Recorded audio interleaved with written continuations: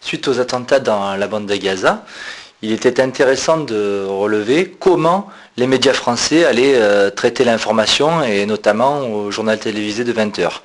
Alors là, vous avez David Pujadas, qui lundi soir interviewé l'un des porte-parole du gouvernement israélien, Avi Pazner. Alors là, il lui pose une première question. Pensez-vous vraiment que la solution contre le Hamas, dont la plupart des pays du monde s'accordent à penser qu'il s'agit bien d'un mouvement terroriste, pensez-vous que cette solution est militaire et uniquement militaire? Eh bien, nous avons tout essayé.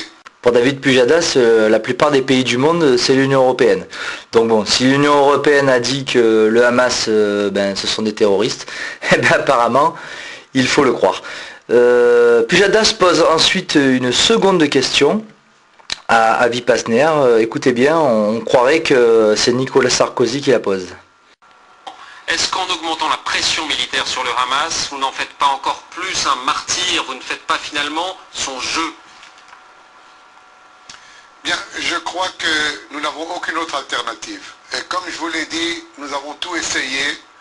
Nous avons pris cette démarche d'une campagne contre le Hamas en dernier recours. Alors, il vous le dit, ils ont tout essayé, ils n'ont aucune autre alternative que de faire des centaines de morts. Voilà.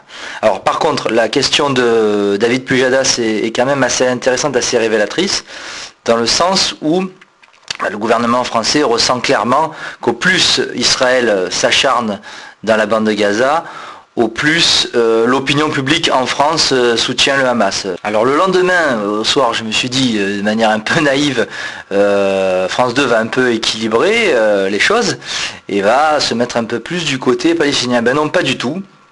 Pujadas en remet une couche. Et donc là, vous avez droit à un reportage auprès des habitants israéliens. Alors la veille, c'était avec le porte-parole du gouvernement. Là, cette fois-ci, c'est auprès des habitants qui ont de légitimes inquiétudes par rapport à une éventuelle rébellion du Hamas. Voici précisément comment cette guerre asymétrique est ressentie côté israélien dans ces villes qui sont à la merci de ces bombardements sporadiques mais meurtriers du Hamas. Envoyés spéciaux Dorothée Olyric, Alon Gréco. Alors voyant que les choses s'enveniment un peu et que la rue se manifeste bruyamment, le gouvernement français décide de réagir sur le moment, sur l'instant, en proposant un cessez-le-feu pour la forme, on va dire. Les ministres des Affaires étrangères des 27 pays de l'Union européenne sont en ce moment réunis au Quai d'Orsay, à Paris. Et l'information du jour, c'est que la France a fait une proposition de cessez-le-feu. La conclusion du reportage revient aux journalistes présents au Quai d'Orsay, qui annonce ce qui se passera dans les prochains événements dans la bande de Gaza. Que si le Hamas ne respectait pas de son côté la trêve, à n'en pas douter, Israël n'hésitera pas à envoyer ses chars à l'intérieur de la bande de Gaza. En réponse à la désinformation de France 2 Made in Sarkozy, j'offre ces quelques minutes de l'excellent journaliste d'investigation belge Michel Collomb. Au Moyen-Orient, les États-Unis ne sont pas la solution, ils sont le problème. Que la SAVAK n'existe plus, c'est quand même un peu énorme. Bafoue les résolutions de l'ONU depuis toujours, a chassé les Palestiniens de leurs terres. Ils ne s'en sortent que grâce au veto des États-Unis chaque fois, sinon c'est la condamnation internationale.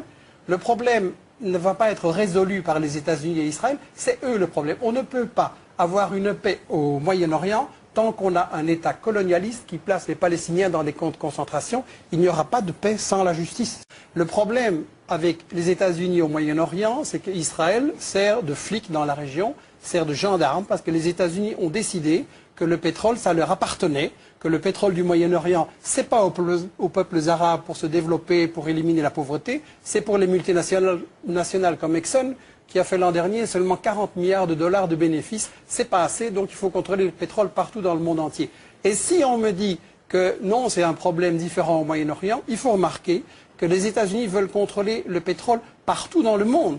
Chavez, on a essayé de faire un coup d'État et de l'assassiner parce qu'il voulait aussi utiliser l'argent du pétrole pour éliminer la pauvreté. On a essayé le même coup avec Evo Morales en Bolivie. Maintenant, en Afrique, dès qu'on découvre du pétrole, après 5 minutes, les États-Unis sont là et disent « il nous faut une base militaire, on va envoyer la flotte, etc. » Le problème, c'est que les États-Unis ont décidé que le pétrole, ça leur appartient partout dans le monde et qu'ils veulent le contrôler partout. Un, pour les bénéfices énormes que ça rapporte, et deux, comme moyen de chantage pour faire le chantage sur l'Europe, sur le Japon, sur la Chine, sur l'Inde, sur toutes les autres puissances, pour ainsi les bloquer avec le chantage énergétique. Donc Israël, il sert juste de flic dans cette stratégie-là. Moi, je voudrais simplement dire, les États-Unis n'ont pas à dominer le monde. Il ne faut pas se poser la question, quelle est la meilleure manière de rester le maître du monde? Le monde, simplement, il est en train d'évoluer. Il n'est plus unipolaire avec une grande puissance. Il est multipolaire. La Chine monte en puissance. La Russie a cessé de se mettre à genoux devant les États-Unis. Le Brésil, l'Inde, etc. sont aussi des puissances qui essayent de monter. L'Amérique latine essaye de se libérer. Ça, c'est un monde multipolaire. Je ne dis pas que c'est un miracle. La question riche-pauvre va rester là-dedans. Il restera plein de problèmes. Mais à mon avis, c'est mieux pour résoudre les problèmes du monde, qu'il n'y ait plus un gendarme du monde qui, chaque fois qu'il y a un pays qui veut mener une politique indépendante, vient militairement l'attaquer. Pour finir et pour changer un petit peu de sujet, je vous ai mis un passage vidéo d'Emmanuel Todd qui s'adresse aux faux rebelles, notamment donc aux syndicats ainsi qu'à Olivier Besancenot. La vérité, c'est que les syndicalistes, dans le contexte, dans le rapport de force qui est établi sur le plan économique par la pression des bas salaires du tiers-monde, je veux dire, leur capacité de négociation, d'action tend vers zéro, et c'est normal que les choses se diluent. Hein. Ce qui m'intéresse, c'est de savoir si les gens arrivent avec un programme économique raisonnable. C'est-à-dire, pour moi, la seule économie raisonnable, c'est l'économie de marché, régulée par l'État. On ne fera pas cesser la pression sur les salaires si on ne parle pas de protectionnisme. Donc la gauche de la gauche, elle peut être aussi à gauche qu'elle veut. Si elle ne parle pas de protectionnisme, et à l'échelle européenne, elle ne parle de rien et agit en fait, agira comme force d'appoint pour la désagrégation du système. Là, Emmanuel Todd touche un point essentiel du libéralisme mondialisé. C'est-à-dire qu'aujourd'hui, il n'y a aucune régulation du marché par l'État, il n'y a aucun protectionnisme. Et il serait d'ailleurs intéressant que les journalistes mettent ce problème sur la table et posent clairement la question à Olivier Besancenot qui se dit révolutionnaire.